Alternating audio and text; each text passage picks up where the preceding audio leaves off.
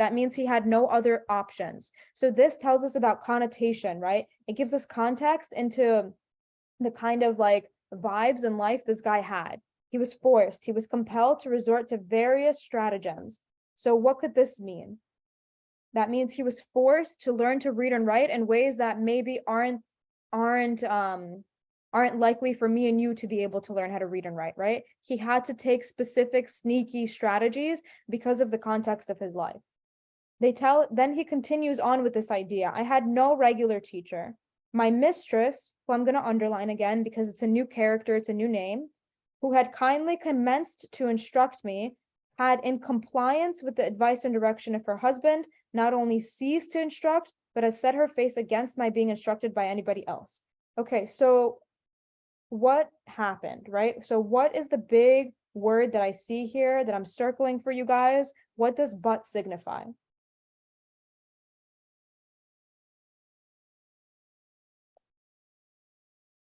But signifies that we have a turn, right? We have contrast, absolutely. So the way that I want you guys to read is kindly is a positive word, right? So at first we're thinking, okay, mistress kindly was instructing him, right? Everything was good. But then in compliance with the advice and direction of her husband, not only did she cease to instruct him, what does cease mean? It means stop. So not only did she stop teaching him, but even further, right? But we're emphasizing that not only did she stop teaching him, but she was actually against anybody at all instructing him. So she wanted to block him from learning altogether. And then since we underline compliance, it's really important for you guys to be able to define that word before you even get to the question. So what does compliance mean? Compliance with her husband. Like they were kind of in cahoots. Does that make sense? An agreement and in obedience and cahoots. Okay. All right. So then we have, it is due, however, to my mistress to say of her that she did not adopt this course of treatment immediately. She at first lacked the depravity indispensable to shutting me up in mental darkness. So what's the connotation of mental darkness? Positive or negative? What do you guys think? Negative, right? Really obviously negative. And then we have another however here. So we have more contrast, very similar to but. So we're saying that he had learned to read and write in ways that weren't the most obvious, right? He had to use all of these secret various strategies. His mistress in the beginning was teaching him, but then with agreement and push from her husband, she stopped instructing him and she didn't let anybody else instruct him. But she didn't do this immediately, right? She didn't do this immediately.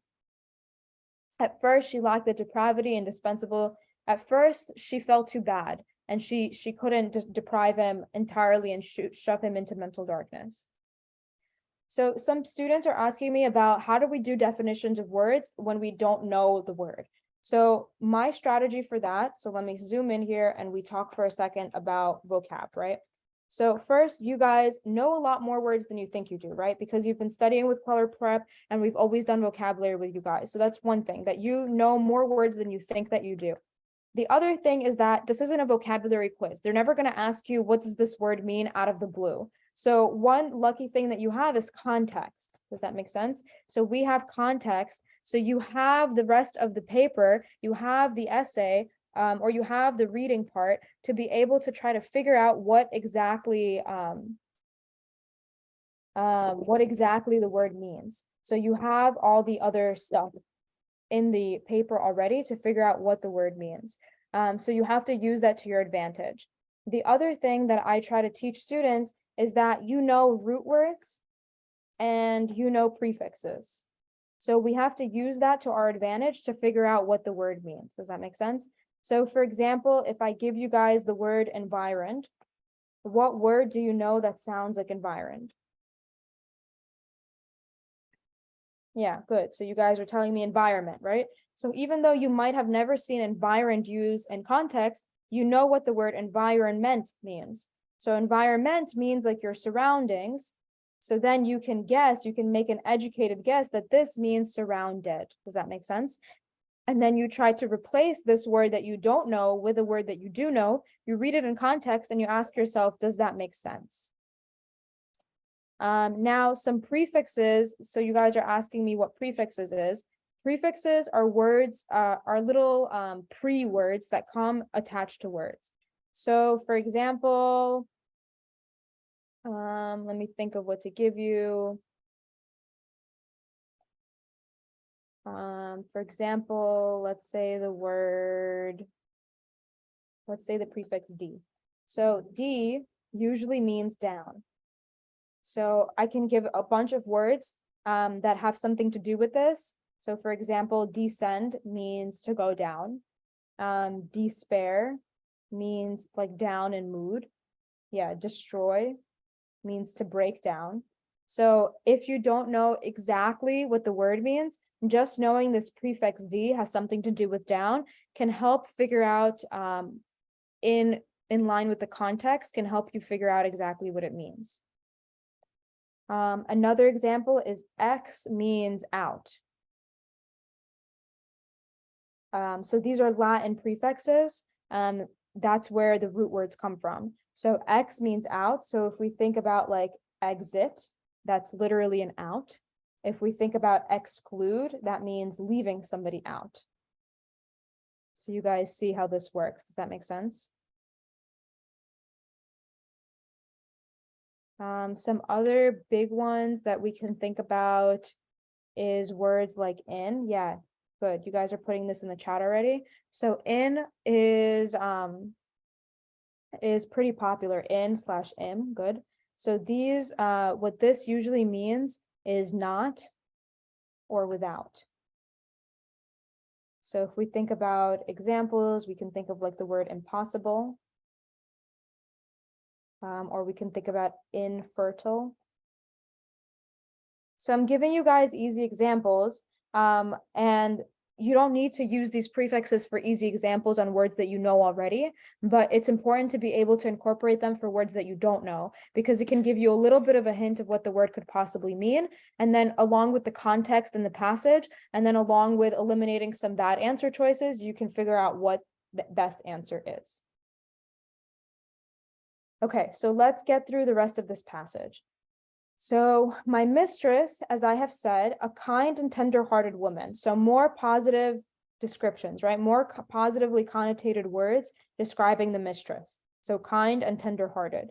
And in the simplicity of her soul, she commenced, when I first lived with her, to treat me as she supposed one human being ought to treat another. So this is telling me that in the beginning, she treated him well. Slavery proved as injurious to her as it did to me. So for example, let's use what I taught you guys. What do you guys think injurious means? Right? That sounds like injury. Yes, so you guys are telling me like hurt, right? That sounds like injury. So they're saying slavery hurt her as much as it hurt him. When I went there, she was a pious, warm, tender-hearted woman. So again, there's some of you here in this room that might not know what pious means, right? But because it's in a list with warm and tender-hearted, I know automatically that pious is a positive word. So if they ask me about pious in the answers, I'm going to pick a word that's positively connotated. Does that make sense?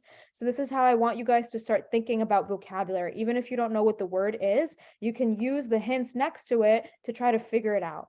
And yes, somebody says piety, like a religion thing. Yes, that means she's pious, means that she like she's honorable. She follows the laws of her religion.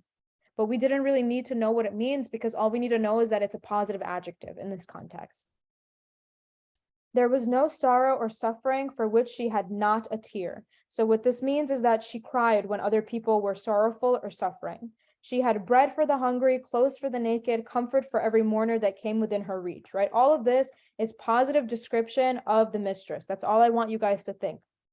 Slavery soon proved its ability to divest her of these heavenly qualities. Okay, so now what do we think divest means? Yeah. Take away, right? Rid her. Heavenly again is positive. Deprive her, good. And D is very similar. Look at this prefix to D that we just went over, meaning down or bad, remove, right? So that's how we can think about divest. Under its influence, the tender heart became stone. So this is giving us transformation, right? Character development, how this mistress is changing. And the lamb-like disposition gave way to one of tiger-like fierceness. So this is her transformation. The first step in her downward course, so again, we have examples of her downward course, and now he's calling it a downward course, was in ceasing to instruct me. She now commenced to practice her husband's precepts. So what do we think precepts means? Yeah, practices, thoughts, beliefs, good. She finally became even more violent in her opposition than her husband himself. She was not satisfied with simply doing as well as he had commanded. She seemed anxious to do better. Nothing seemed to make her more angry than to see me with a newspaper. She seemed to think that here lay the danger. I have had her rush at me with a face made up all of fury and snatch from me a newspaper in a manner that fully revealed her apprehension. From this time on, I was most narrowly watched. So what do we think narrowly means in this context? Good. So that's how I want you guys to read this without me. When you see a word underlined, I want you on top of that word to write something that you think is synonymous to replace it. Because when we get to the answer choices, you already made the answer for you. Does that make sense? I was sure to be suspected of having a book and was at once called to give an account of myself. All this, however, was too late. The first step had been taken. Mistress, in teaching me the alphabet, had given me the inch, and no precaution could prevent me from taking the L. So starred means they're going to tell us what L means, but before we look, what is that? What do you guys think that means? Yeah, it says more than a yard, right? Because the idea is that he was offered the inch and now that's it. He wants it all. Does that make sense? So this is like a yard. And then again, notice that I circled however, because it gives us again a contrast, right? So we're saying that everything was working against him. The mistress had it out for him, right? She's not going to let him read. She's going to steal the newspaper from him, everything. But all of that was too late because in the beginning, she was kind. She was tender. She showed him the alphabet and that's it. She sparked something inside of him and he wanted more and more and more and more. And there was nothing they could do. The plan which I adopted and the one by which I was most successful was that of making friends with all of the white boys whom I met in the street. As many of these as I could, I converted into teachers. With their kindly aid, again, something positively connotated the way he's talking about these white boys that were his friends, obtained at different times and in different places, I finally succeeded in learning to read. When I was sent on errands, I always took my books with me, and by doing one part of my errand quickly, I found time to get a lesson before my return. I used to also carry bread with me, enough of which was always in the house, to which I was always welcome, for I was better off in this regard than many of the poor white children in our own neighborhood. So he was using the bread to kind of like exchange, right? You teach me how to read because you get to go to school and I'll give you bread. This bread I used to bestow upon the hungry little urchins who in return would give me the valuable bread of knowledge. So what is he doing here? Valuable bread of knowledge. It's a play on words, right? Yeah, it's a metaphor. Okay, good. So I want to show you guys that when I read, it seems like it's taking me a really long time, right? Because I'm showing you guys kind of every single thought that goes on into my head.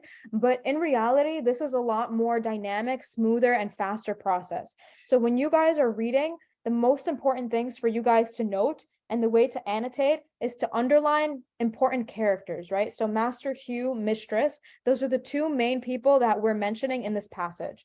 Understand pronouns. Who is I? So we understood right away that I is Frederick Douglass, and understand positive and negative connotation and how that's dynamically changing during the passage. So in the beginning, the mistress is very positive. We use all these positive adjectives. And then towards the end, it actually turns negative. So it's really important because we have character development and the character changes as we're reading. And we can get that just from understanding connotations of words. And then I taught you guys some vocabulary tricks as well.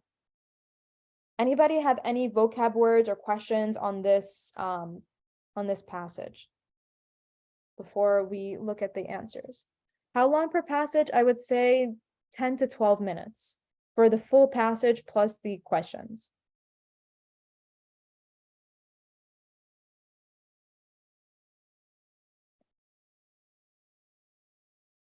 Okay, no questions. So let's start doing these questions. So look at this. Could we predict that they were going to ask us all of these words? Look, did we talk about compliance? Did we talk about divest? Did we talk about precepts? Did we talk about narrowly? So that's 4 questions that we have already talked about before I even looked at the answers, before I even looked at the questions. Does that make sense? So what happens is you spend a little bit longer reading, but what happens is now you guys all are able to answer these questions, most likely without even going back into the passage. Does that make sense? So that's my goal. That's the goal of how we should read. You guys are predicting the questions that they're going to give you. Does that make sense? Okay, so compliance in line 4. When we go back to line 4, it says in compliance with her husband. So we already answered this question, right? What's the answer for number 1? Good. So you guys are all telling me obedience. Good. So 1, this matches the context. And compliance with her husband, right? That's what we're trying to replace. One thing that I want to teach you guys also, which is a really important strategy, is like a grammar hack. So the answer choice must match grammatically, right? So for example, even if I didn't know what compliance was, I would eliminate maneuvering because maneuvering is a gerund. And that's a different grammatical structure than the word compliance, which is just a simple noun. Does that make sense? So the tenses should match, the type of word should match. So that's another trick that you guys can use for yourself to eliminate language. Does that make sense? Any questions about number 1? If you're confused about these vocab questions, what I recommend doing is taking each answer choice and going back and rereading the sentence with each one of these answer choices. Number 2, why did Douglas emphasize that his mistress was tender-hearted in line 8? So in line 8, she was kind, she was tender-hearted, she treated me like she was supposed to. And then slavery was more hurtful to her than it was for me. What's the point? Why is he calling her kind? What happens in that paragraph that we focused on so much? What is the point of the second paragraph? Yeah, right. We have a contrast. That's the point of the second paragraph. If you could tell me one idea of if I could tell you one idea of each paragraph, the first paragraph is about introducing to reading and writing, right? The second paragraph is all about the development, character development of the mistress. Positive to negative. So anytime they ask me anything about the second paragraph, the answer should have something to do with that character development, something to do with the contrast. Now, if we look at the options, establish a setting, no, because our setting was established in the blurb. So a lot of times students, a strategy that I want to teach you guys is make sure that you're answering the question. Does that make sense? Don't tell me something that's true, but doesn't answer the question. So it's true that we know where the setting is. We know exactly what the setting is, but we don't know it from him calling her tender-hearted. And we don't know it from the second paragraph. We know it from the blurb. So don't just tell me something that's true. Tell me something that answers the question that they're asking me. So it's not going to be choice D. We would eliminate that. Okay, now simile, very easy to eliminate. He just calls her tender-hearted. There's no simile there, so we can eliminate that as well. Establish a symbol, again, very easy to eliminate because it's not a symbol. He's directly referring to her as tender-hearted. Now, establish a tone seems to be what you guys are most confused about. So the tone what would you guys say is the tone or the mood of the story?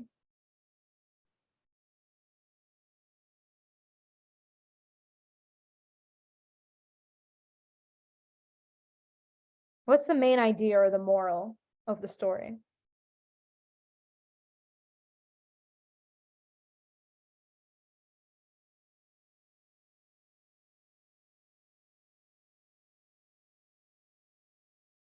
So the way that you guys kind of understand the moral or the main idea is usually in the conclusion. And in the conclusion, the summary basically, we open up with reading and writing, and he ends with, "This is how I succeeded in reading and writing." Like, these are the adversities that I had with my mistress, who at first introduced me to writing and then refused to teach me, and it was actually very against me learning. And this is what I did in order to be able to read and write. So the ultimate story is about reading and writing. Does that make sense? Sure, there's this shift in tone in contrast with positive to negative, but the overall tone is more about being able to face adversity and overcome, yeah, exactly, your problems. And that was not established in the second paragraph. That was established a little bit in the first and definitely concluded within the third, but not in the second paragraph, which is why I would eliminate this, because the tone was not established in the second paragraph. Does that make sense to everybody? Contrast is the main point of the second paragraph. Okay, the word divest. Let's go back to line 13. We already talked about this word. Slavery soon proved its ability to divest her of these heavenly qualities.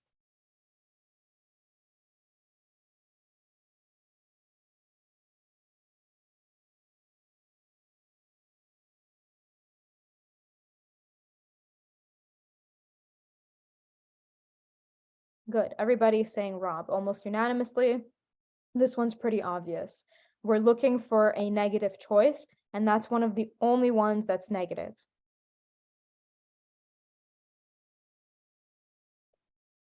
Okay, precepts, you guys already told me the word, you guys already told me it's principles. So there's barely any work for me to do because you guys are that good and that prepared for this test, right? This was in this line where they said, she now commenced to practice her husband's precepts.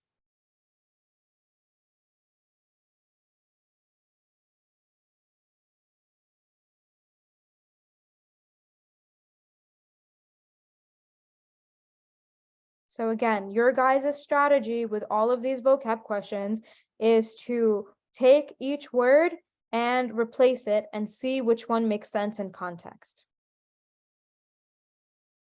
Okay, Douglas partly, keyword partly, and this brings me to another point about how questions and answer choices like soft language, right?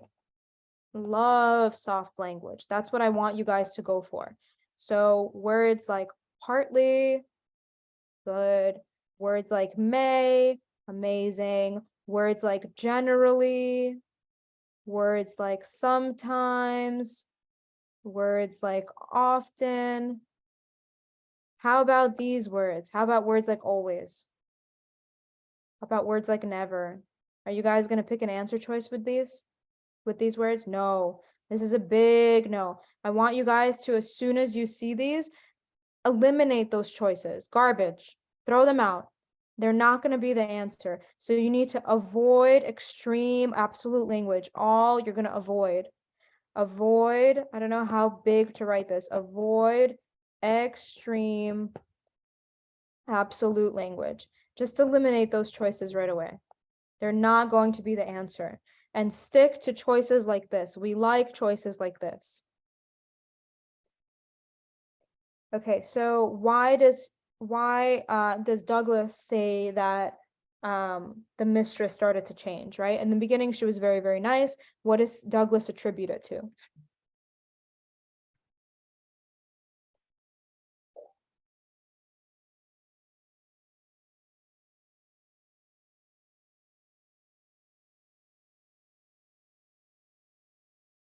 Yes, D, right? Very clearly her husband. And know that this sentence, this question gives us the answer to this question.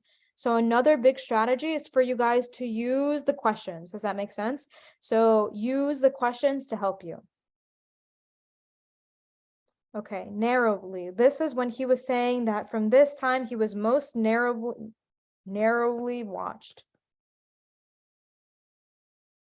What's the answer here? How about thinly? Do we think it's thinly? Because narrow and thin, why not thin? Why not thin? Narrow and thin? Tell me why not. Because of the context. Good. This is the choice. This is how they're tricking you. This is the too literal. So I want you guys to avoid the choice that's too literal. So the answer here is closely. And the way that you can match it is you can replace all the words, right? So closely watched makes sense. Thinly watched does not make sense. Thinly is a word that you would describe like the size of something. Does that make sense? Not how someone's being watched. Good. And then one thing to notice here is they're doing a really good job at getting us, right? Because all of these words are adverbs. But if they mess up on the test and they give you an adjective instead of an adverb, and we know that we need an adverb, you can eliminate the adjective right away.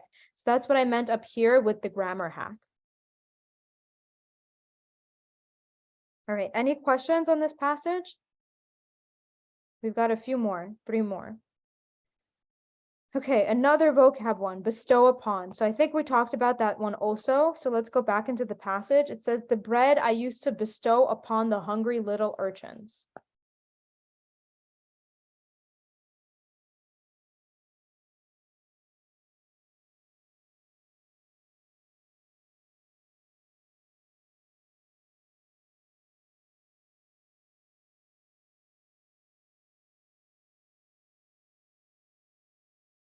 Good. So this answer should be give to.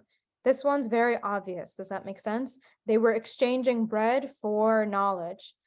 So hide with, place with, sell to, prepare for. He was not selling it, right? He was just giving it in exchange for them teaching him how to read. He wasn't preparing the bread. He already had access to it. It was already baked by somebody else. He wasn't hiding it, and he wasn't place with, I think is the answer choice that they're trying to make you fall for here. But it's too awkward. Nobody says I place with the bread. They just say I give you the bread. Okay, how do we describe Douglas as a boy? This is about the tone. This is about the main idea, right? This is what did we get out of this story?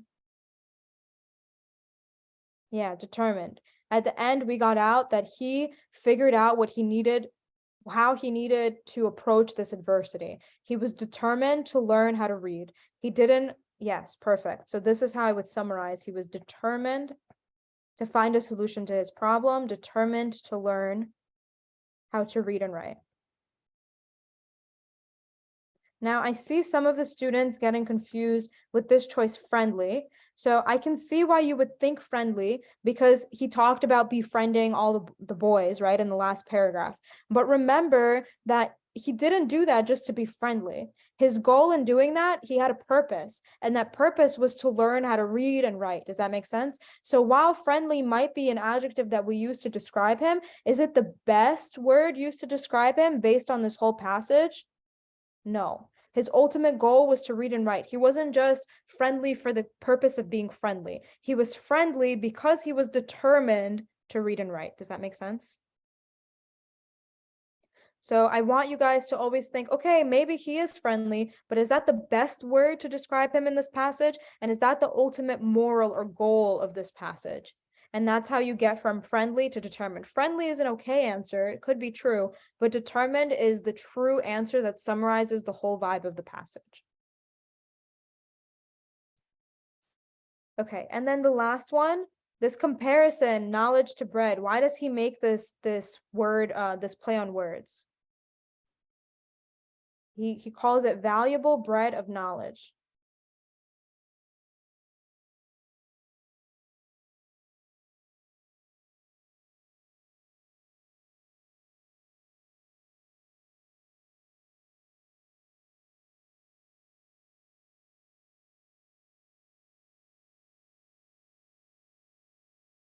Okay, so let's look at choice A. Is there anything about money? No. Has this passage ever mentioned anything about money? No.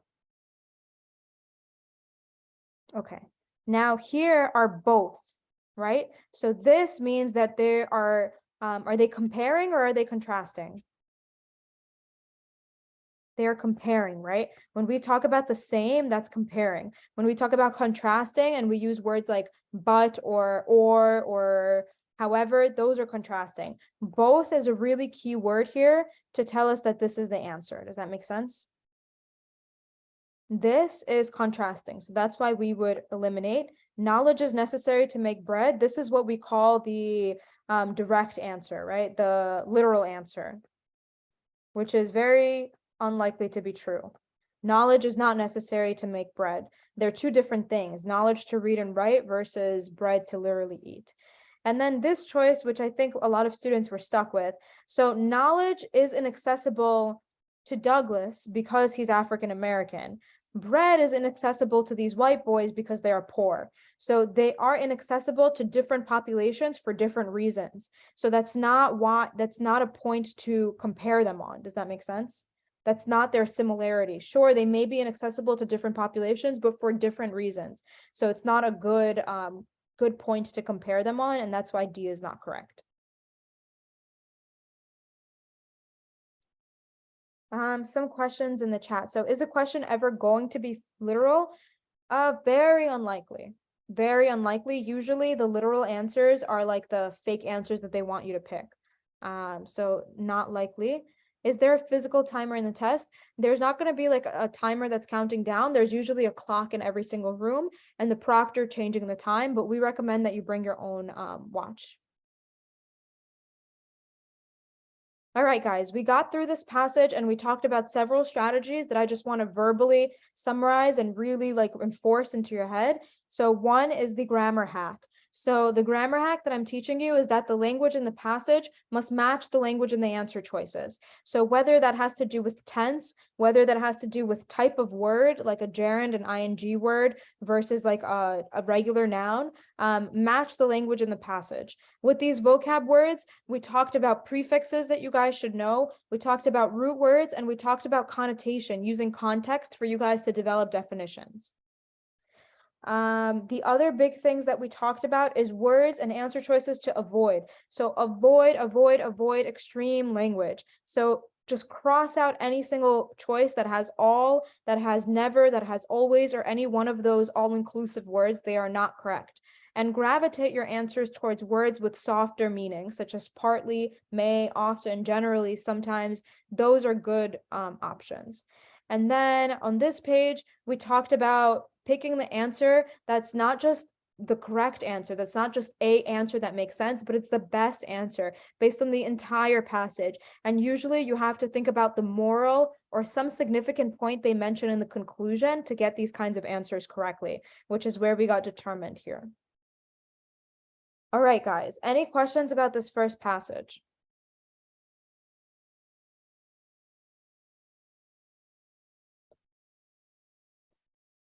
Okay, excellent. So let's go ahead and get to the second passage, which happens to be a poem. So we get to talk about poem strategies. All right, so what are some things that I want to look at in my poem right away? What's the first thing that I'm going to look at?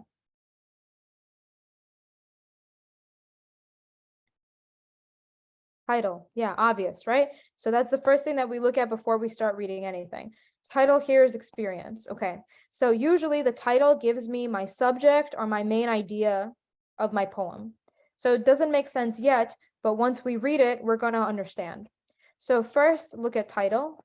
That's going to give me my subject. Okay, next, somebody already put it. Next, I want to look at the form of the poem or the shape of the poem.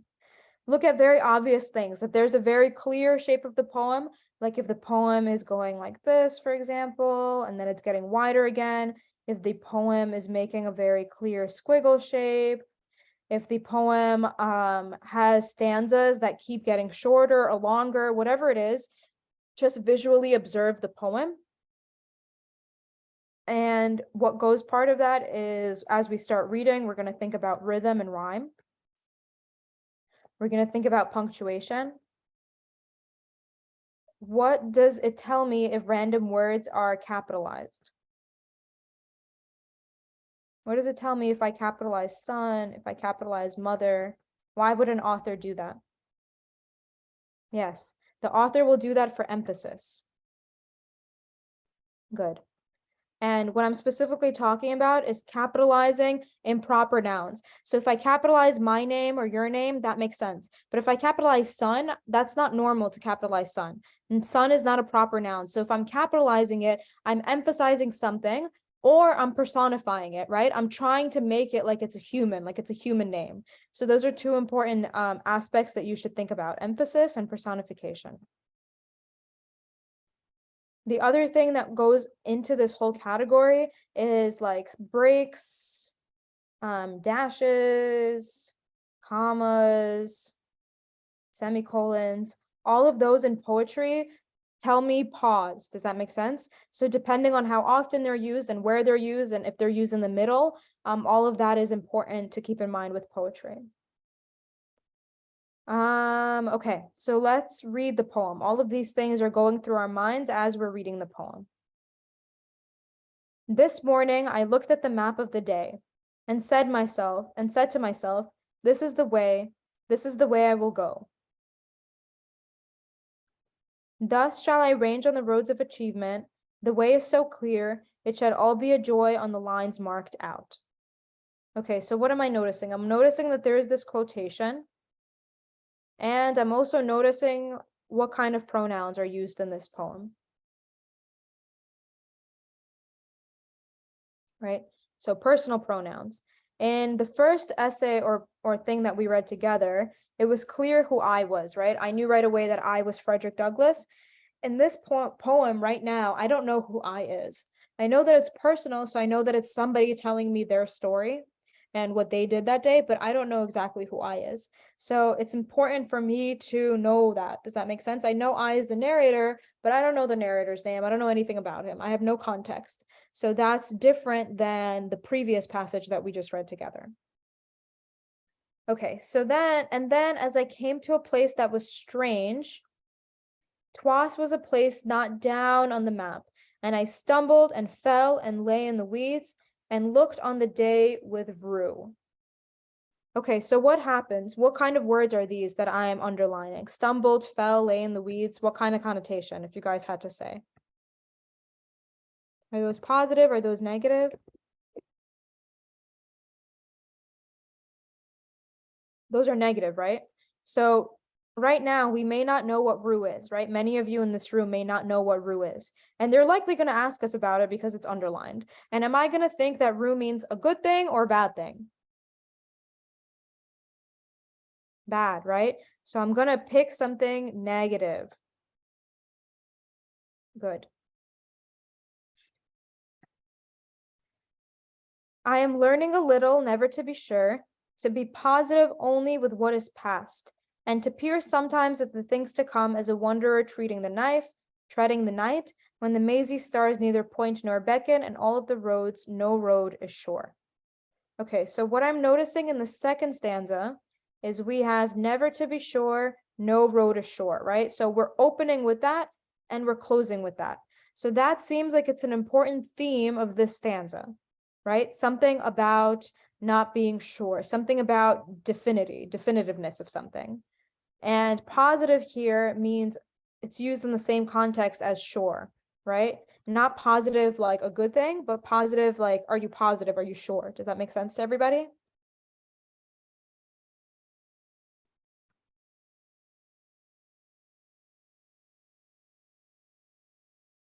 So I'm learning a little, never to be sure. So basically this narrator is learning about never to put 100% of their eggs into one basket, right? Never to be sure. Okay. I see those men with maps and talk who tell how to go and where and why. I hear with my ears the words of their mouths. Okay, so now we have new characters that we're bringing up, right? Those men with maps and talk who tell how to go and where and why. So this who tell how to go and where and why is describing those men. I hear with my ears the word of their mouths. So there is again those men, as they finger with ease the marks on the map, and only as one looks robust, lonely, and querulous. Okay, so what do they tell us what querulous is. As if he had gone to a country fair and made for himself a map, do I cry to him, I would see your map. I would heed that map you have. What does heed mean?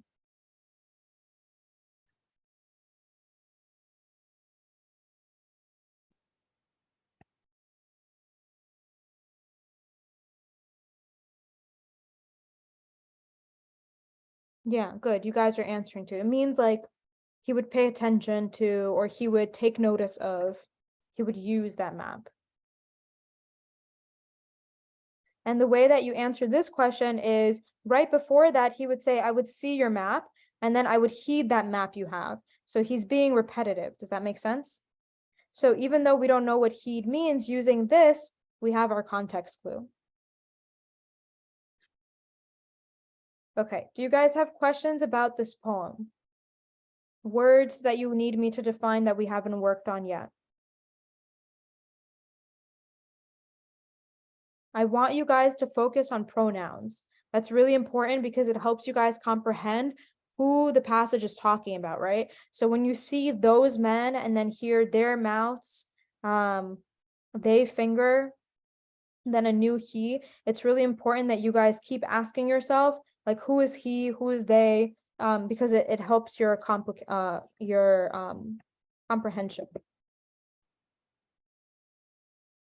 Okay, somebody's asking me about mazy stars. This is a good example for how to figure out what a word means.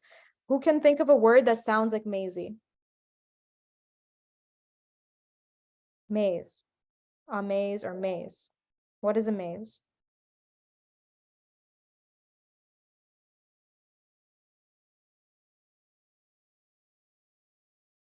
Yeah, maze is like something you get trapped in, right? It's like a puzzle. So now if we think about mazy stars, that's how you like a puzzle, like navigate, hard to navigate stars, like a labyrinth of stars. Does that make sense? Scattered stars. That's a good example. Does that make sense? Good. So that's how I want you guys to figure out vocab words. A lot of times students see a word that they don't know and they just give up. They're like, oh, I don't know that word, and you freak out. But you guys actually have words that you already know that sound like that word. If you rack your brain a little bit, then you can figure out, especially with the context, like you know what maze means, and then you're like, wait, how do I apply that to stars? And then you put it together. All right, guys, really good questions. I'm really happy that everybody's involved and paying attention. Okay, and then what I always like to do at the end of the poem is I go back to the title, right? Because I told you guys that the title has to do with the subject and the main idea. And in this poem, it's a little bit difficult because nowhere in the poem themselves did they go back and tell us about experience. So it's important for us now at the end, after we read the poem and we have an idea of what it's about, to go back and try to go back to the title and tell us, okay, so why did the author call this experience? So what do you guys think? How is the title connected to what we actually read about?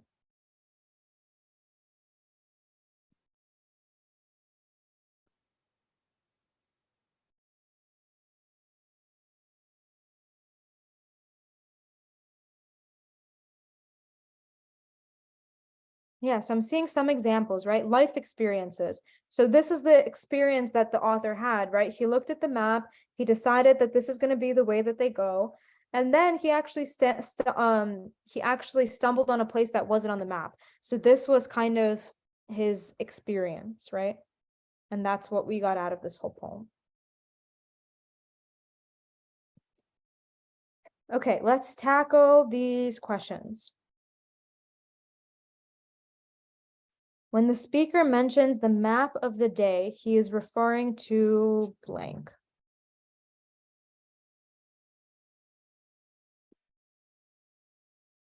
So he looked at the map of the day and he said to himself, this is the way that I will go.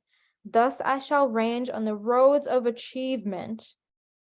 This way is so clear, it shall all be a joy in the lines marked out. So the key to answering this question is roads of achievement. And when I tell you guys to match the language in the passage to the answer choices, even if you didn't know this, this is going to be your thought process of how to answer these questions. The question is going to give you a line to go back to, right? So you go back to the line, you read above, you read below. Next, you look for words in the passage. So we're looking for words. And by words, I mostly mean nouns. So you're looking for nouns in the passage or in the poem in this case, but it's the same exact strategy for reading that match. And by match, I mean are synonymous with words in the answer choice.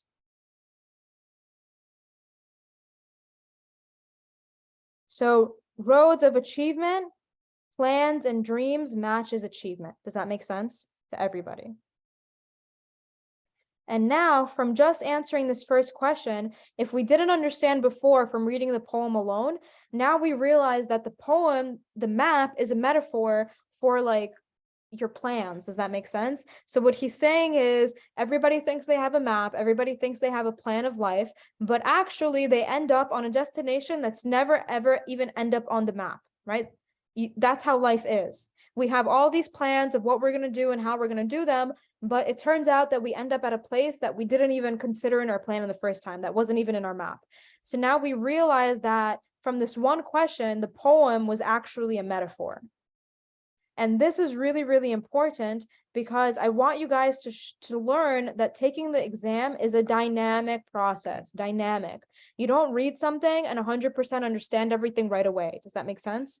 You read something and you have some semblance of understanding, and then you do a question, and understanding that question helps you understand the whole thing better. And then the next question you do is better, and the next question you do is better, and the next question you do is better. Does that make sense?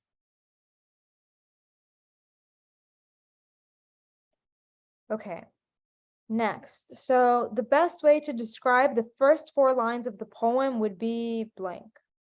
So the first 4 lines of the poem is here. And in the first 4 lines of the poem, let's just notice the punctuation. So we have exclamation points. So that already tells us about what we're going to write about, right? Exclamation. So he says, I looked at the map of the day. I said to myself, this is the way that I'm going to go. And then, thus I shall range of the roads of achievement. Is achievement a positive or negative word? Positive. This way is so clear, also positive. It shall be a joy on the lines marked out, positive. Right? So when we think about this, we have an exclamation point. We have, this is the way, exclamation point. We have joy, and we have roads of achievement, right? These are some key phrases from the first 4 lines that I pointed out. And now I want you guys to look at these options and tell me which answer matches this language. Which answer matches, this is the way, exclamation point, joy, achievement. Absolutely. The answer here is be confident, especially this line here. This is the way with an exclamation point. That is summarized by confident. If we look at the options, disgruntled is a negative word. You guys should be able to eliminate that one right away. Apathetic. Who knows what apathetic means?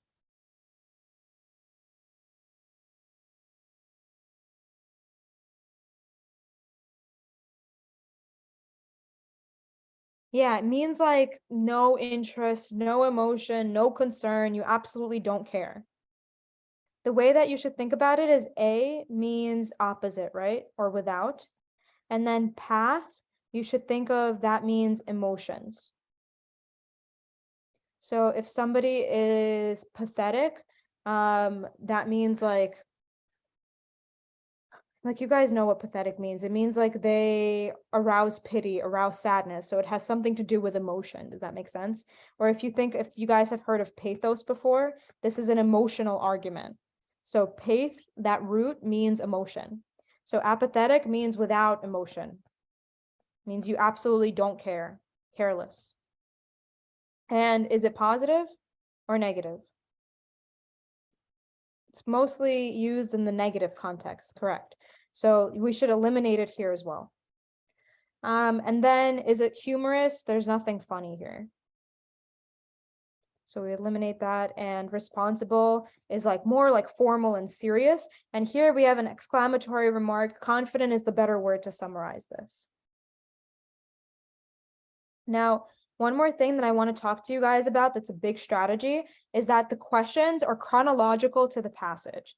So I'm going to write this down here and write it nice and big. So questions are chronological to the passage. Why is that important? Why am I telling you guys that?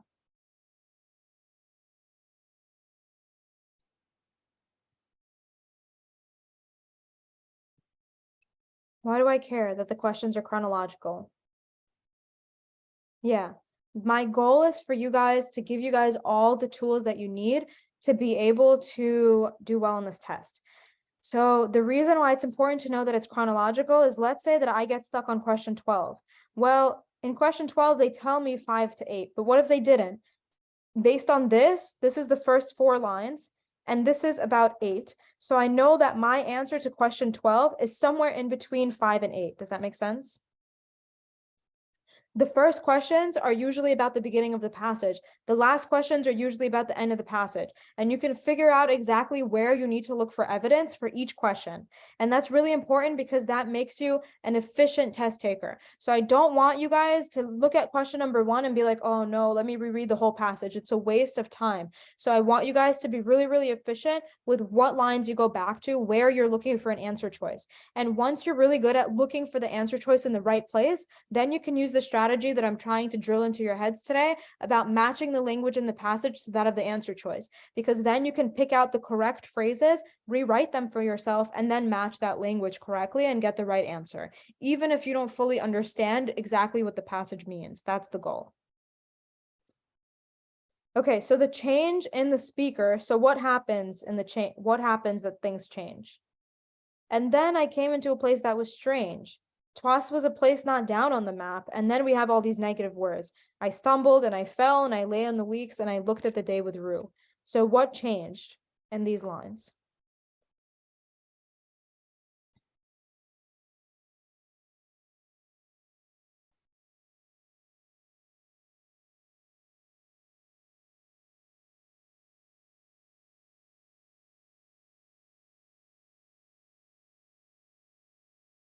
So let me write down some keywords for you guys. So Twas was a place not down on the map.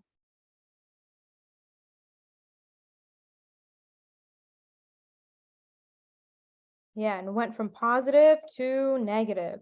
So I'm looking for an answer choice that says something changed, right? The key is change.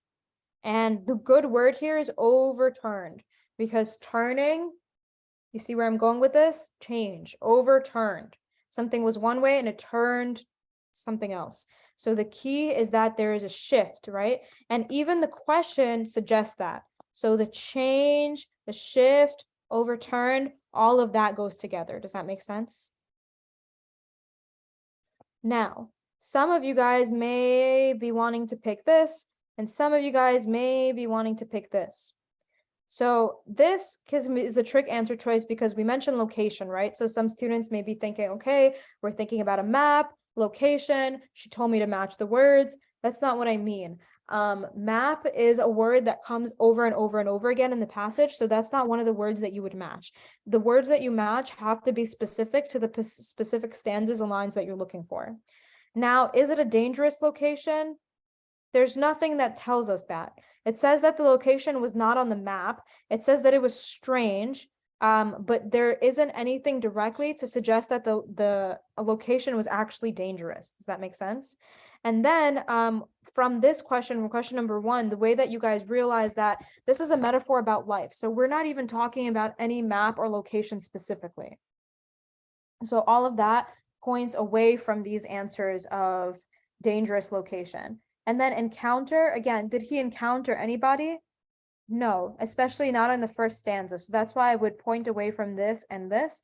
And I would also even point away from unfortunate. Does that make sense? Because it's not an unfortunate encounter, because once we understand that this is a metaphor for life, it kind of teaches us that the point of this passage is just not to take anything so seriously, right? Not to be 100% confident about anything, because even if you have a plan and even if you have a map, you can end up in a place that's completely not on the map.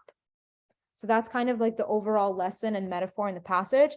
And that's what points us away from all of these answers. And overturned matches change, matches shift. Okay, so next they're asking us about rue. And that's a word that we already talked about. So I know that the answer is going to be negative.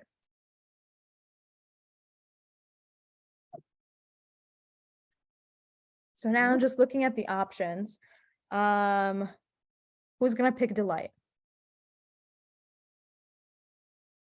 No one, right? That's the only option that's positive. We're absolutely not going to pick delight. That's the easy one to eliminate. Now, even if you didn't know that rue was negative, what I want to show you guys as another strategy is to eliminate the choices like that are least like others. So for example, there's indifference here, which is neutral. There's terror, which is negative. There's regret, which is negative. There's delight, that's positive. So it's unlikely that they're going to make delight the answer, because that's the one that kind of sticks out like the sore thumb. So they expect you guys to be able to notice that that one is different than the rest. So it's a dangerous game to pick that one. Does that make sense? Okay, so now let's think about this. If I thought that this was the answer, then I would be comfortable with picking this. So this is also what I mean when I say use the questions to your own benefit. The questions match. Now, he didn't end up in a dangerous location, and he stumbled, he fell, he lay in the weeds. It was strange, but there's nothing about this that is suggesting scariness, that's suggesting fear, that's suggesting terror. Does that make sense? There's no word that you guys can find in this and tell me this word matches that kind of theme. So because of that, for the same reason that we did not think it was E, that's the same reason I would not think it's this. And indifference is very similar to apathetic, right? So because we eliminated that option here, same idea, we would eliminate that option here. He was not indifferent. Does that make sense? He looked at the day with regret. Absolutely. The answer here is E. Good. And not anticipation either. Anticipation implies waiting for something, right? But this already happened. He looked back on the day. Does that make sense? So that's why I would eliminate anticipation.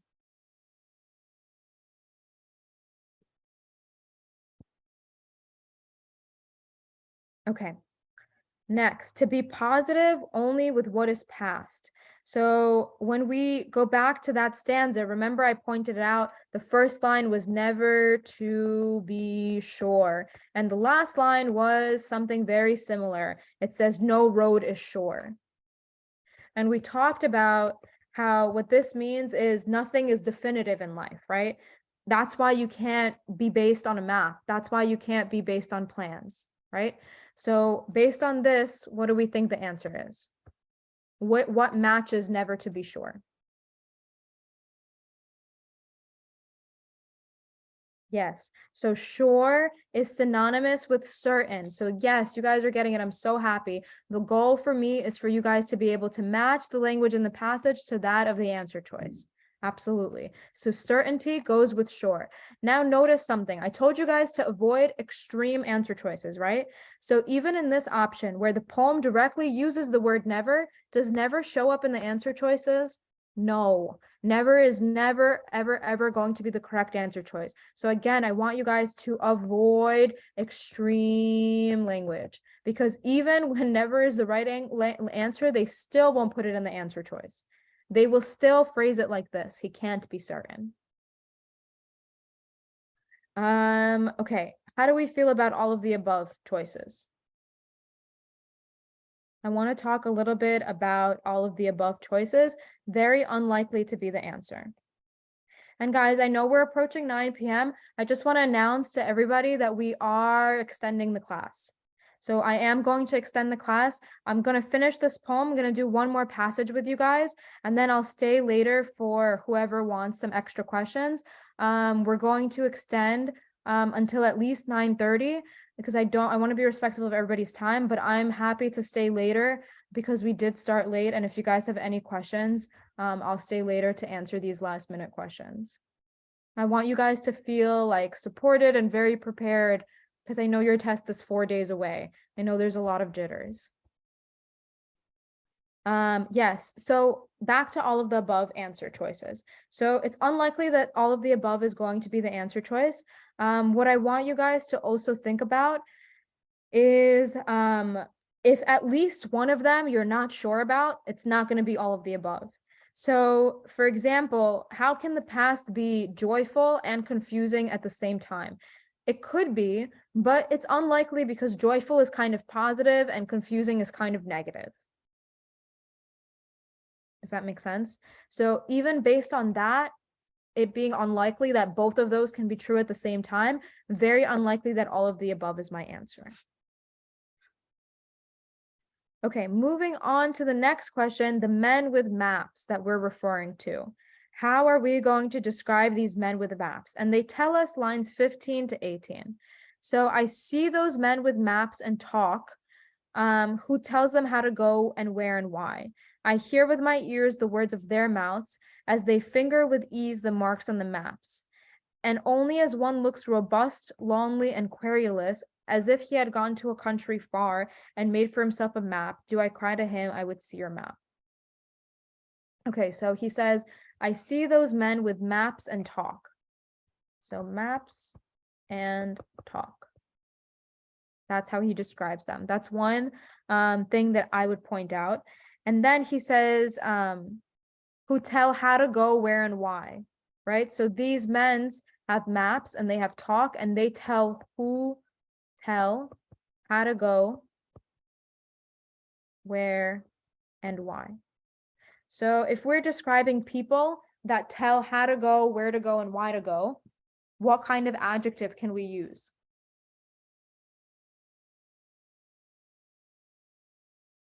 It's kind of like, yeah, knowing. Good, knowing. I was going to say like know-it-alls, right? If they're telling everybody how to go, where to go, and why to go, and they think that they hold all the answers, the answer that closely matches these descriptions is self-assured. These people think that they know what's up, basically.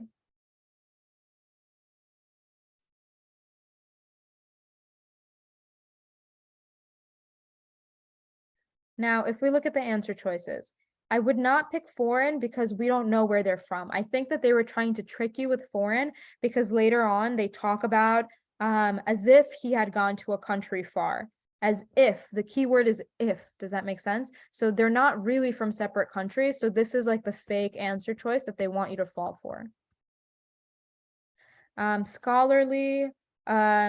Scholarly would be talking about them positively, but self-assured, he's kind of suggesting that they think they know everything. So they think that they know everything. They're self-assured, but they're not really scholarly because nobody really can plan everything out on a map, right? That's not life.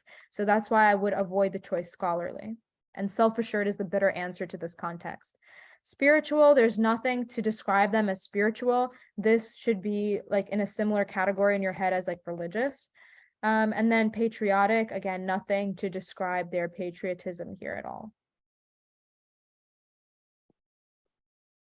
Okay, when referring to these same men, so we're at the same part of the poem, I hear with my ears the words of their mouth. So why is he saying that? Why is he saying it in that way?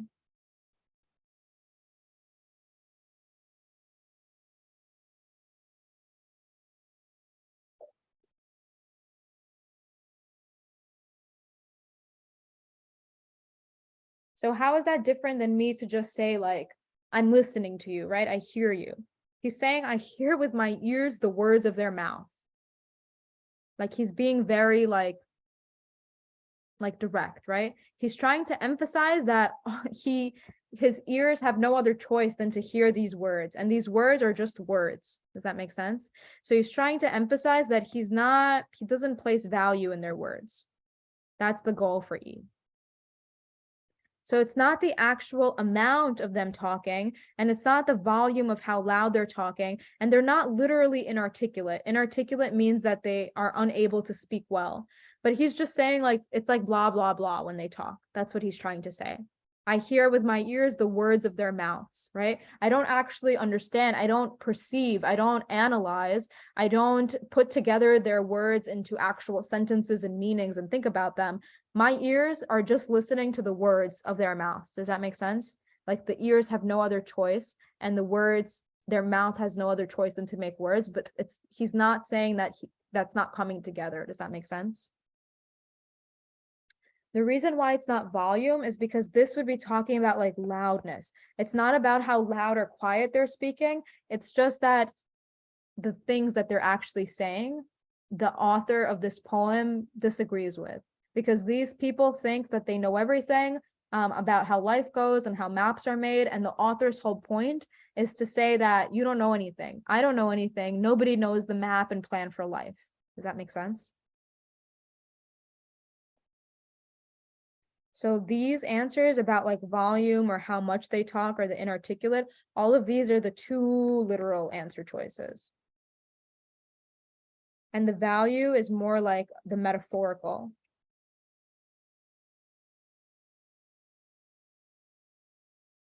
Okay, so why does the speaker mention this man at the end whose map he says that he'll actually follow?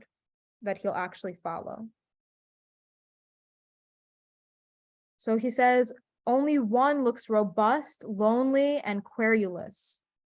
So lonely means that he's alone, and querulous means that he's complaining. So lonely and querulous. And the speaker seems to be focused only on him and saying that his map he would follow. So lonely, what answer choice could that possibly match in this case?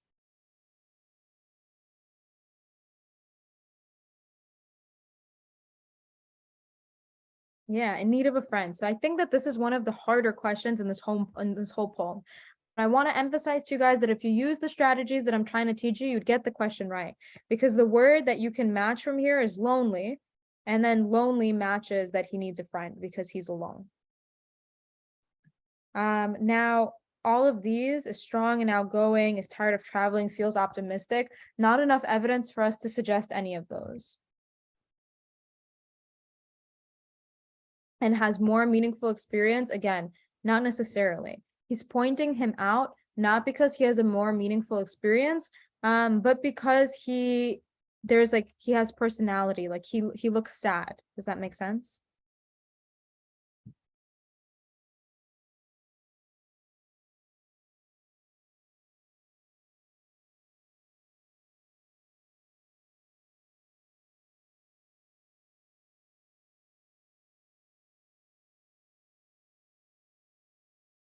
Okay. Number 18, heed. So we already went over this one. So this means pay attention to. This is when he says that I would heed your mouth.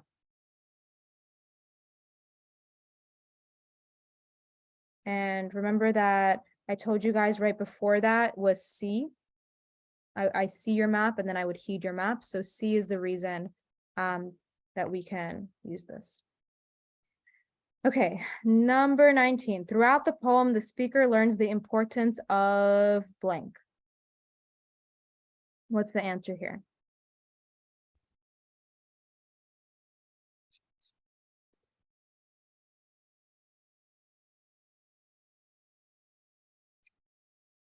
Oh, so I see a lot of different answers coming in for this one. So I guess this one was kind of difficult for you guys. So what does he learn the importance of?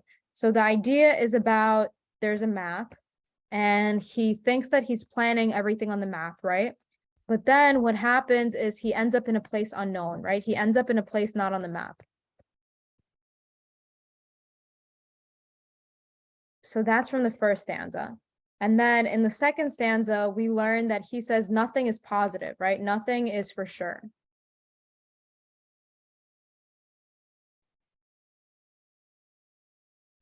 And then at the end, he talks about these men who think that they know everything and they're self-assured, but they don't know anything. So what does he learn from all of this? So is it going to be C? And tell me why or why not. This is the answer choice that's too literal. It's not literally about a map, right? We already got that much down. So I know it's not C. As soon as I eliminate C, I can eliminate E. Now, it's not D because this is the opposite. He is anti this. There's a whole stanza. The whole second stanza is that you cannot plan for anything, right? Nothing is certain. So we eliminate D. Now, for friendship and loyalty, unlikely to be the case because he only mentions these other characters in the third stanza, and he seems like he says something negative about them, right? He seems like these people think that they know everything. He doesn't seem like he's friendly with them or loyal to them, and that makes our answer B. And then the last one, number 20, the progression of the poem is from.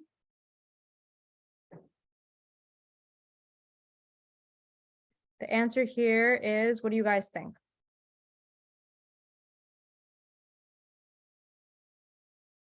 Yeah, good. The answer here is B. So in the beginning, he didn't know, right? He didn't know. He thought that everything was by the map. And then at the end, he understood kind of how the world works. Does that make sense? That's why the best answer here is B.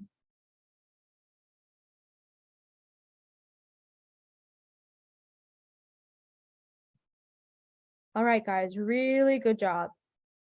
So we're going to end the class by 9:30.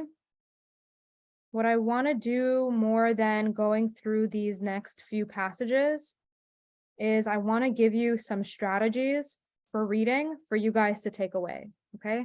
So let's write down some reading strategies for you guys to walk away from.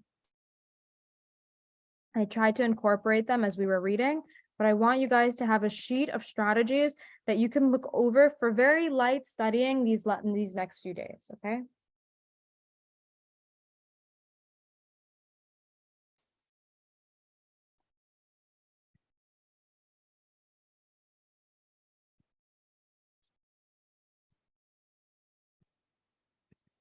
Okay, so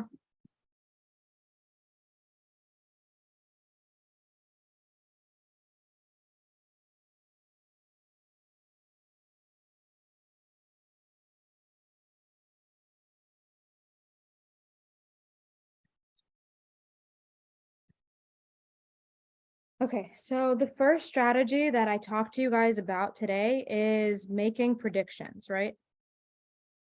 So as we're reading, we're underlining words that they're likely to ask us questions, right? So predict questions they'll ask. So what that means is, number one, main idea is always going to be asked about. So I always want you guys to think about the main idea. Number two, vocabulary. It's very clear when they underline words, but additionally, you know when they're going to ask you a vocab word, right? You know when we're reading right away, when you're like, oh, this would be a good vocab word question, right away you want to think about that. So for main idea, this is something that's brought up in the intro and repeated and emphasized in the conclusion.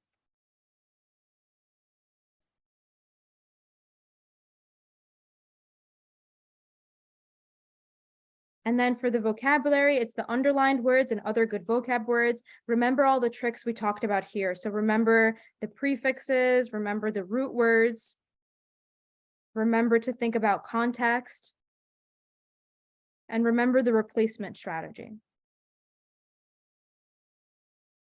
And what I mean by that is I want you guys to literally, on top of the word, write down a synonymous word. And then the next big thing that I want you guys to think about is answer the question. So I cannot emphasize that enough. Does that make sense? I cannot emphasize that enough. So it's really important to me that you guys answer the question.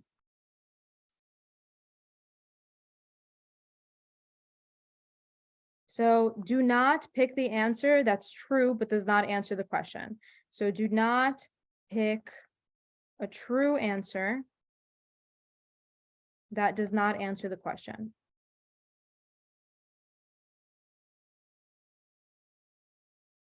I would reread the question after you pick your answer.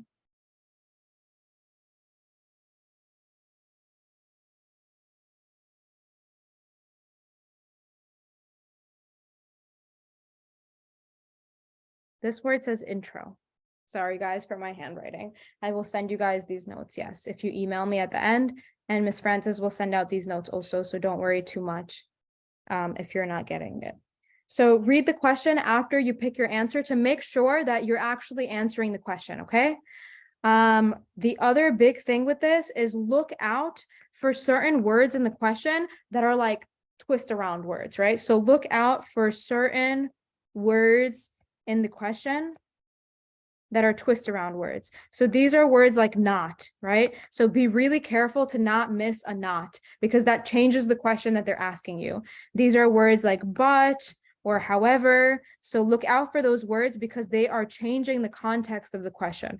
So make sure that you did not misread the question, and make sure that you're actually answering the question that they want.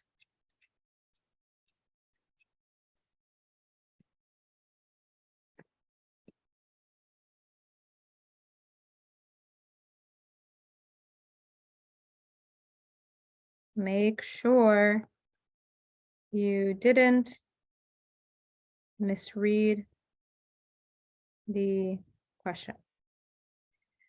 Okay, the other big idea that I want you guys to focus on in terms of strategies is using a benchmark.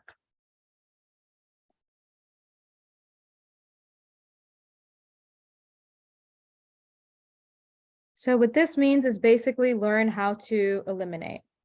So like we talked about, you guys are going to eliminate words that are definitely not true, right? So you're going to eliminate all or nothing answers, right? So answers with the following words are incorrect. So eliminate.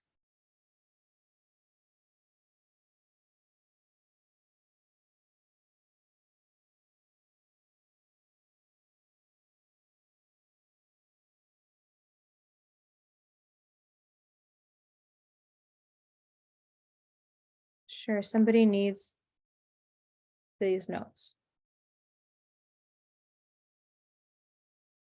Okay, so we talked about these words already. So again, what are these words? Put them in the chat. Always, no. You're going to avoid an answer choice with always.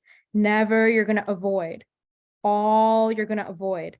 Must, you're going to avoid. I don't know how else to show you guys this. I'm drawing a big circle, big X. Just eliminate that choice automatically. As soon as you see it, eliminate it. It's not going to be the correct answer choice. So we're going to say avoid extreme, strong language. These are good words. So look for these words. Look for generally. Look for tend to. Look for probably. Look for usually. Look for might. Look for may. These are all good choices, seldom or sometimes. So that's what I want you guys to look for, okay? Now, what I mean by doing a benchmark is I want you guys to have a system for annotating. So system to know where to go back to, right? So system for review when you're done with the test. So usually what I do for myself is I have an annotation system. So I mark questions that I want to go back to in a graded fashion. So you're going to have starred questions, you're going to have circled questions, and you're going to have lined questions. And you don't have to use exactly this technique or these symbols, but I just want to share what I do on my like big standardized exams. So star to me means must go back, right? It means I had no idea. It means I made an educated guess. It was a really, really, really hard question for me. This means I should go back, right? It was 50-50, but it was an educated guess, right? I didn't just guess out of nowhere. I made an educated guess. And this means I most likely got it correct, but I want to check something. So what this accomplishes for you on your scrap paper, you're going to write star and you're going to write down the questions numbers that are really hard for you. So you're going to write 7, 19, right? Circle, you're going to write 1, 4, and then you're going to line maybe 3, 5, 40, 45. I don't know. I'm making up random questions. But the purpose of this that I want to teach you guys is at the end of the test, when you're done, you probably only have 5 to 10 minutes. So it's really important to me that you use those 5 to 10 minutes efficiently. Does that make sense? I don't want you guys to be like, oh, where was that question that I starred? And you're like scrolling through the big booklet because you're going to run out of time. So what's important to me is that as soon as you're done with the test, as soon as you circle that last question, you're like, okay, it's game time. I have 10 minutes or I have 5 minutes, and I want to use those 5 minutes as efficiently as possible. So what I suggest that you do is you reread your essay for grammar. You reread your essay to add in any last minute adjectives, any commas, any grammatical mistakes that you see that are easy to be fixed, and you add transition words. Does that make sense? So all of those are really, really important for you guys to do at the end. That's the things that you're thinking about when you're reading your essay at the end. And we'll talk more about that on the Monday lesson. Now, after you do that, you have to figure out, okay, so now what do I go back to, right? So there's different strategies. What I recommend for math is that you actually go back to these questions, the 50-50 questions, because you guys can get more points there, especially if you only have 5 minutes. It's more likely that you'll figure out a 50-50 question than that you're going to figure out the question that you had no idea of what to do with. Now, if you have longer, if you have 10 minutes, then I would go back to these super hard questions, right? So it's important that you guys are dynamic test takers and that you kind of figure out what you're doing and how you're doing it as the test moves on. Now, there's some questions about what should we start with, right? What should be the strategy in terms of like which sections you do first and last, because you guys get freedom, right? You get to choose, which is not always the case in terms of taking the exam. So what I would say is that I would write the essay first, then I would do either math or reading. Then I would reread the essay, because you always want to reread the essay with kind of new eyes. So after you do a whole section, you kind of have a new eyes to reread the essay with and find all those little grammar mistakes, find all those little spelling mistakes that you can fix. Then do the next section, then reread the essay very quickly once more, just skim it for any last minute mistakes, and then go through these questions that you've starred that you're unsure of.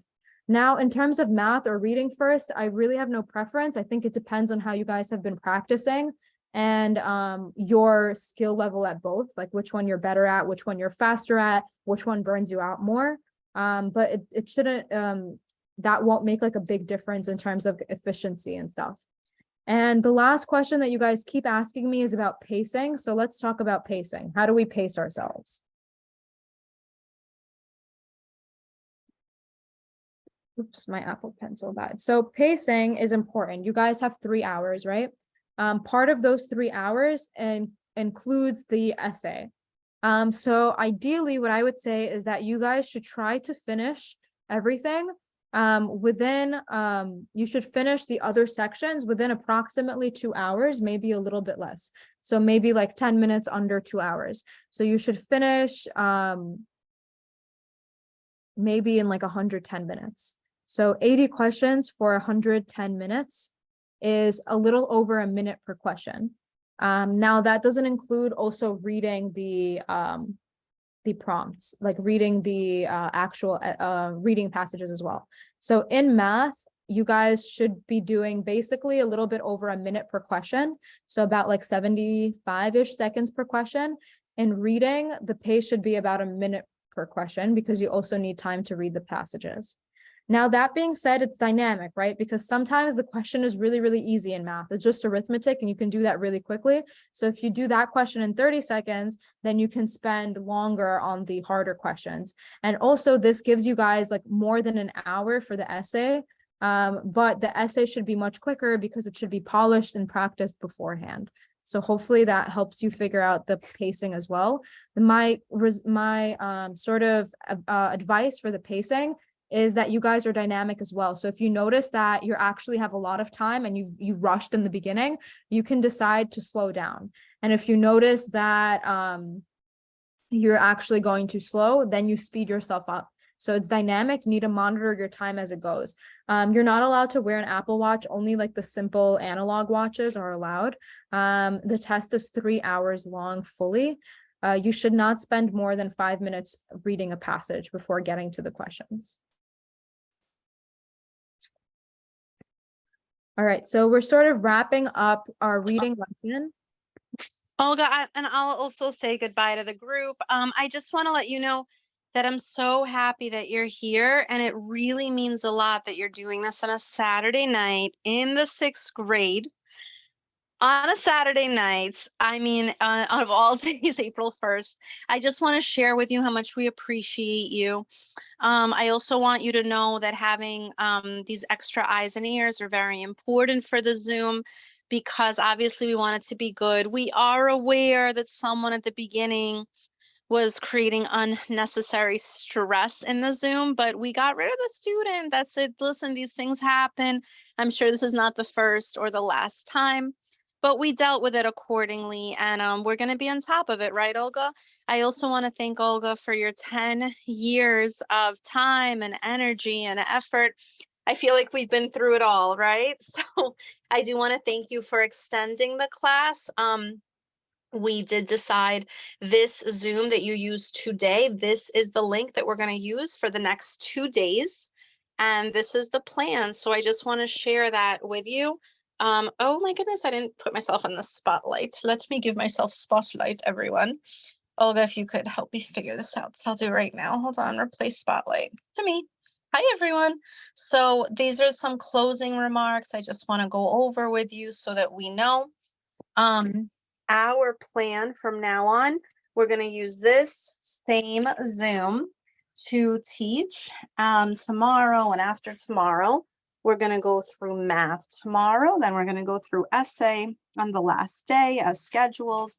Thank you to everyone. I'm really grateful that we're doing this.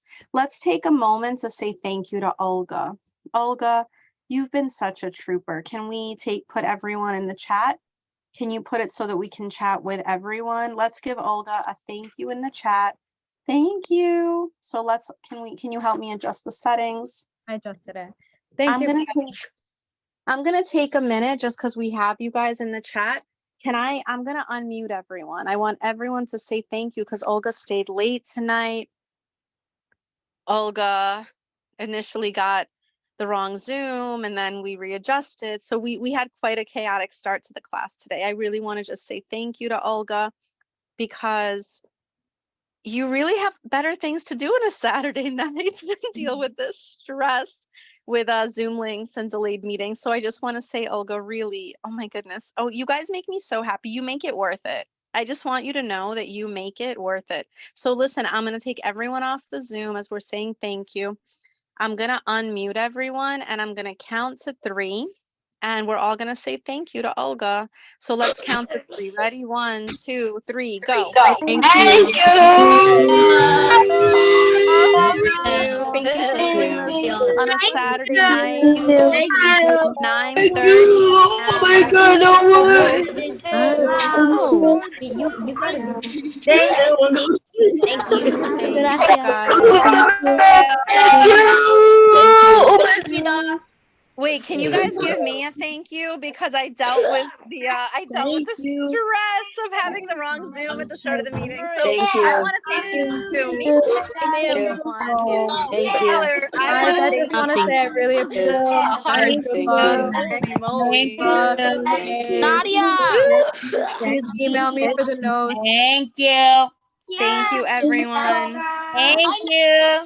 Thank Good you, night, guys. guys. Bye, guys. Everyone, bye. Bye. I don't know love about you. the lip y'all Bye. but Jackie, you got me. All right. bye. Bye, sir. Oh my gosh. I think I've had enough. Thank you, everyone. Olga, thank you for being the girl boss you are. Thank you for these moments. Okay. No. Slay queen. Come on. Thank you, If you guys have everyone. any last minute What are questions, you doing? What are you doing? Thank you, everybody. Thank you, guys. Olga, thank you so much. Thank you. All right, we're good. Bye, Olga. Have a wonderful evening. Thank you to everyone. Oh, you guys are so adorable. I love it. Guys, I can stay 5 more minutes for anybody that has any last minute questions, for anybody who's still here, and everybody else, you guys are free to go. Good night. You guys are troopers for staying until 9:30, and I apologize again for the wrong link. I hope that you guys all got the best out of this class, which is the reading strategies, which please, please, please review before test day. So no hard studying, but you can review these strategies, and the beginning essay lesson, which you'll learn more about on Monday night. Thank you, everyone. And to everyone who ever wants to be a girl boss one day, remember these moments. Wrong Zoom, wrong start. One person gave me stress in this meeting, only one out of 200, but we did a great job, right? Olga, we did well. Yeah, it turned out. How many years are we doing this? This has been a long life we've had together. Yes, but This has been a long life, Olga. I just want you to know today was definitely a moment of my longevity. Thank you, everyone. Thank you, everyone. And again, we are very happy. Thank you. Thank you, guys. Bye, everybody. Good night. Good night. Good night. Thank you, guys. Good night, guys. Okay, any last minute questions? Kimmy, you have your hand up. Let me see if I can let you. There's only 18 people left, so I'm gonna let you guys unmute yourselves. Kimmy, go ahead. What's your question? We're gonna see you tomorrow, right? So tomorrow will be my colleague. I think Catherine will be teaching tomorrow and Monday, because I'm actually going away on vacation, but I'm still available to you guys over email, okay? And if you want the notes like right away, like today, please email. Nope, I'm putting it in the chat again, okay? Okay, thank you. You guys can email me, and I'll be available over email next few days also.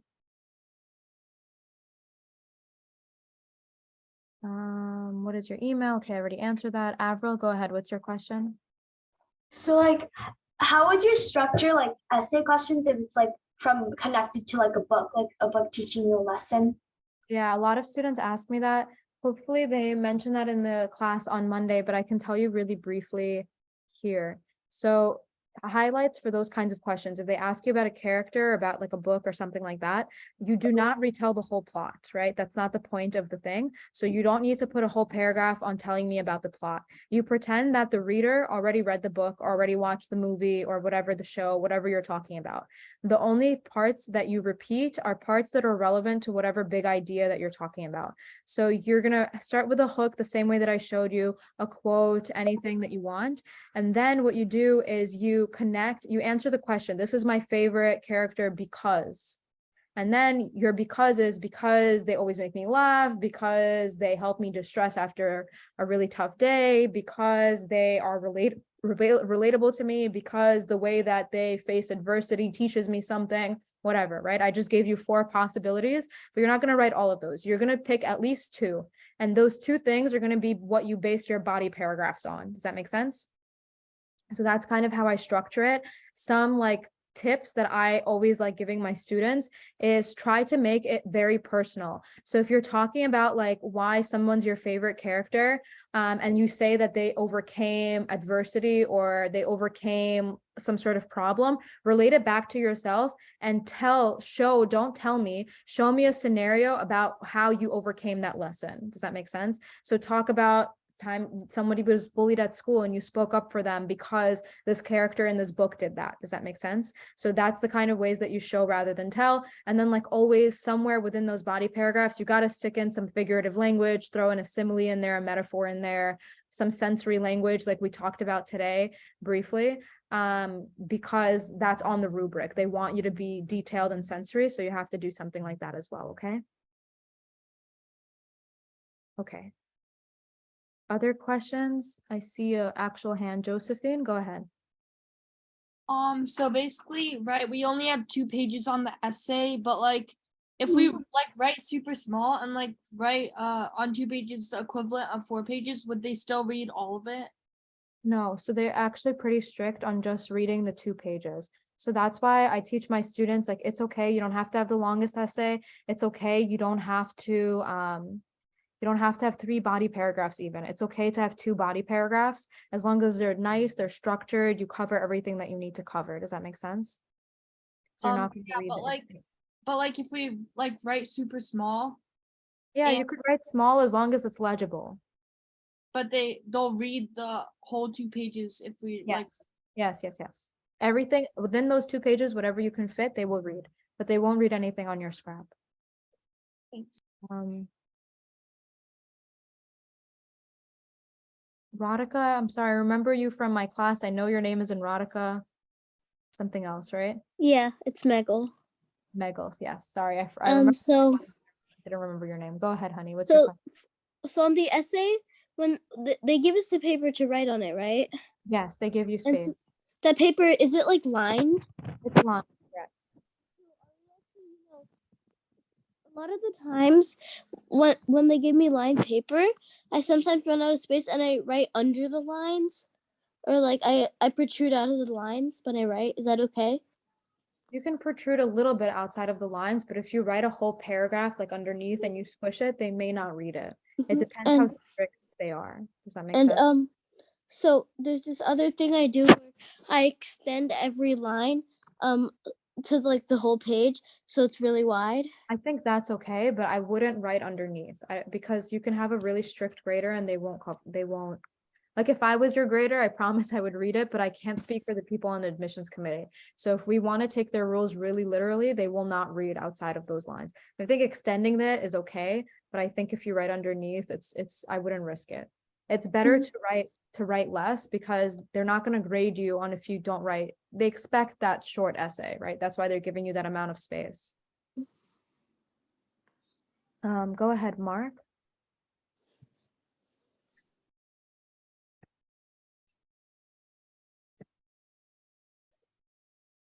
Mark, I can't hear you. I see that you're unmuted. Somebody else put in the chat, what do you have to get out of 80 to qualify for them to read your essay? They don't release that information. Rumors that I've heard from past students is that you need approximately 70% correct overall. So whatever that is out of 80, but they don't officially release. What would you say is the best way to prepare at this point? Write as many sample essays as you can and review them. All right, do you guys have any other questions for me? All right, if not, then I'm gonna end the session. Again, you guys have my email. I'm available to you guys. Best of luck, okay?